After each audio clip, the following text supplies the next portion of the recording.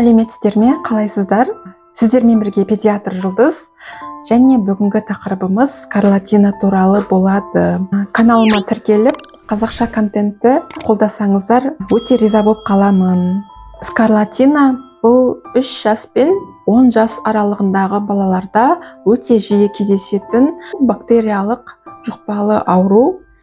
Скарлатинаны А тобындағы бета-гемолитикалық стрептокок шақырады. Бұл өте қауіпті ауру болып саналады. Несімен? Өйткені бұл дер кезінде танып, біліп, ем-домын жасамаса асқынуларға әкеледі. Ол асқынулар бір ғана жүйені зақымдамайды, системаны, бірнеше жүйені зақымдайды организмдегі. Олар жүрек қан-тамыр жүйесі, жүйке жүйесі, бүйрек жүйесін зақымдауы мүмкін. Сол үшін скарлатинаны ешқандай жұқпалы аурулармен шатастырмай, дер кезінде танып, біліп, емдеу керек, антибиотик қана емдейді. Бұл бактериялық инфекция, айтып өткендей, А тобындағы бета-гемолитикалық стрептокок шақырады. Жаңа туған сәбилер мен 1 жасқа дейінгі балаларда бұл ауру кездесе бермейді. Өйткені анасының иммундық жасушасы қорғағандықтан. Бұның белгілері ауру жұққаннан кейін бірден байқалмайды. Олар инкубациялық кезеңі 2-7 күнге созылады. Кей жағдайларда болады, бірнеше сағаттан кейін туындайды, немесе 12 күннен кейін де туындауы мүмкін. Бұл жедел түрде дамитын ауру. Негізгі ең тән белгілері дене қызуының 39-40 градусқа дейін көтерілуі, тамағының фаринготонзилит типтес тамағының жұтынуының ауруы, тамағының артқы қабырғасының қызаруы, ауыз қуысында бадамша бездерінің ұлғаюы, сонымен қатар лимфа түйіндерінде ұлғаюы кіреді. Және денесінде бөртпелер пайда болады. Олар эритематозды, майта ұсақ түйіршікті бөртпелер, қызыл дақты бөртпелер пайда болады. Олардың ұстап көргенде құрылымы наждачная бумага болады ғой, құрылыста пайдаланатын, соның бет сияқты болып келеді. Және ол басқан кезде қайтпайды. Бетіндегі бөртпелері денесіндегі бөртпелерге қарағанда ашық емес, бозғылт болып келеді. Ал денесінде анығырақ көрінеді, бетінде анық емес болып көрінеді. Әсіресе скарлатинаға тән симптом ол мына ауыз ерін ұшпұрышында ешқандай бөртпе болмайды. Олар бозғылт болып тұрады, ал бетінде қызғылт дақты бөртпе болады. Және тағы да тән қасиет ол баланың дене қатпарларында, мысалы складкалар дейді ғой, шат бұт аралығындағы складкаларда, қолдарындағы складкаларда өте анық, қанығырақ байқалады. Ұсақ қан кетулердегідей картина көресіздер. Ұсақ қан кетулер сияқты байқалып тұрады, қанығырақ болып байқалып тұрады. Тағы да тән қасиет ол тілде папиллярлардың пайда болуы. Басқаша атауы құлпынай тіл деп атайды. Бөртпе қайта бастағанда дене терісі сылынады, өте қатты эпидермис сылынуымен жүретін, көп мөлшерде терінің түлеуі жүреді.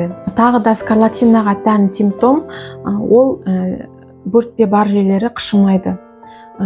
Яғни бала атопический дерматитпен шалдықпаса, атопический дерматитпен ауырмаса бұрын соңды ол қышымау керек. Ал егер ауырса атопический дерматитпен, онда кей жерлері қышуы да мүмкін. Скарлатина қалай дамиды? Осы пайда болу жолын айтып өтейін. А тобындағы бета-гемолитикалық стрептокок баланың жоғарғы тыныс жолдары арқылы жұға түседі.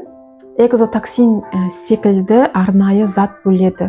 Ол өз кезегінде қан айналымына түседі де енеді. Жүрек қан тамырларын зақымдайды, немесе жүйке жүйесінде зақымдауы мүмкін.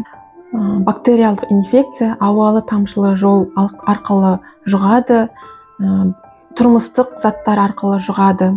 Егер баланың иммунитеті төмен болса, немесе скарлатинаға қарсы антиденелердің аз мөлшерде, жеткіліксіз мөлшерде түзілсе, онда бала бір ауырған скарлатинамен 2-ші рет ауруы мүмкін. Емін айта кететін болсақ, емі бұл жерде антибиотик. антибиотикті ішке қабылдау арқылы стрептококқа қарсы арнайы антибиотик тағайындалады. Тамағын, ауыз қуысын, тілін ешқандай заттармен өңдемейміз, спрейлер арнайы шашпаймыз. Антибиотик қосқаннан кейін антибиотик өздігінен сол симптомдармен күреседі. Антибиотикпен емдеу 10 күн бойы емделу міндетті болып саналады. Өйткені аяғына дейін бармаған ем, аяғына дейін жазылмаған стрептокок ол қайтадан шығады организмде. Ол қайтадан шығады да асқынулар тудыруы мүмкін. Ол асқынулар бағана айтып өткендей жүрек қан тамыр жүйесінің ақауларына әкелуі мүмкін, жүйке жүйесінің ақауларына әкелуі мүмкін, жаңағы жедел ревматикалық қызбаны тудыруы мүмкін, гломерулонефритті тудыруы мүмкін. Скарлатинаға қарсы вакцина жоқ әзірше, сондықтан алдын алу шараларын ескерген өте маңызды. Ол қарапайым әдістер, алдын алу шаралары.